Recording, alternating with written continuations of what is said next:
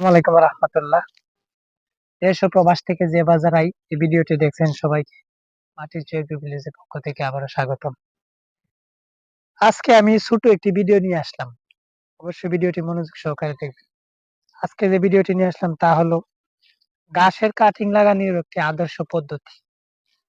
অনেকেই ভুল রকম ভাবে ঘাসের কাটিং লাগান, যার কারণে ঘাসের কাটিং জীবিত হওয়ার আগেই পচে যায়, মারা যায় এবং আশানুরূপ একটি ঘাসের ফলন আপনারা পান না। আজকে আমি দেখাবো যে সঠিকভাবে কিভাবে ঘাসের কাটিং লাগাতে।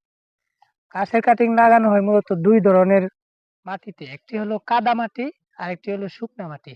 কাদা মাটিতে লাগানোর পদ্ধতি একরকম, শুকনো মাটিতে লাগানোর পদ্ধতি আরেক রকম। এই যে একটা ঘাসের কাটিং, এই যে একটা ঘাসের কাটিং, এই যে আপনারা মনোযোগ সহকারে দেখেন।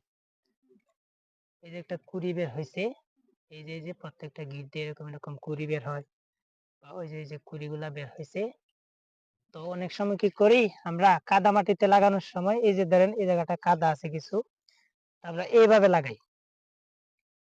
কাছের থেকে আমি এইভাবে লাগাই। এভাবে লাগানোর পর কি হয় আমরা এটাতে মাটি দিয়ে দিই এভাবে।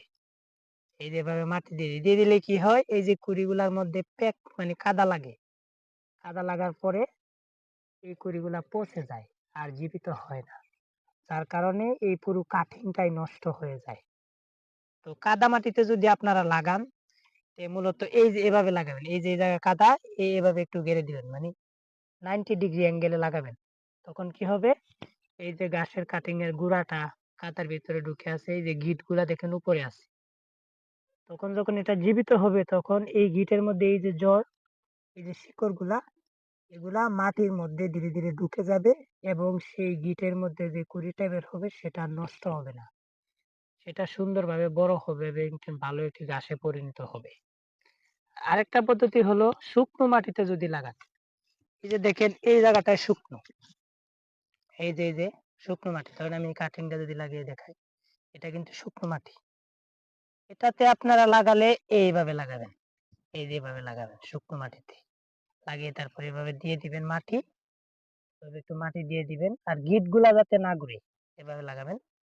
তখন দেখা যাচ্ছে এভাবে এক সমান করে লাগালে এই প্রত্যেকটা গিঁটের মধ্যে দিয়ে আপনার এই কুঁড়িগুলা বের হবে। কারণ এটাতে পচার সম্ভাবনা নাই। ধীরে ধীরে এই কুঁড়িগুলা বড় হবে এবং এগুলা শিকড় মাটির ভিতরে ঢুকবে। এটাই সুন্দরভাবে একটি আশানুরূপ বাম্পার ফলন ঘাস হবে। তো আপনারা এভাবে লাগাবেন। আজকে এই যে আমরা এই যে শুকনো মাটিতে, এদিকে তো পুরাটাই শুকনো, এই যে এভাবে লাগাবেন। আদর্শ আরেকটি লাগানো হলো, এই যে এভাবে দিয়ে দিলাম। এই যে এভাবে প্রত্যেকটি কাটিং আপনারা এভাবে লাগাবেন, ইনশাল্লাহ ভালো ফলন। আর এগুলো মূলত স্মার্ট নেপিয়ার ঘাসের কাটিং। এই যে আমার পিছনে যে গাছগুলো আপনারা দেখতেছেন, এই গাছগুলো হলো স্মার্ট নেপিয়ার। স্মার্ট নেপিয়ার গাছের জাতগুলা অনেক ভালো হয়। এগুলো আমি আমার খামারে আমার গরুকে খাওয়াই। খুব ভালো মানের ঘাস, অনেক ফলন হয়। এগুলাতে নিয়মিত জৈব সার দিয়ে রাখলে এই যে গাছগুলা দেখেন কত সুন্দর। এই যে এগুলাতে আমি প্রচুর পরিমাণে খামারের গোবর গুলো দিই, তার কারণে গাছগুলো সুন্দর। পাতাগুলো ওই যে অনেক, পাতাগুলোতে কোনো ধার নেই, এটি অনেক বড় বড় মোটা হয়।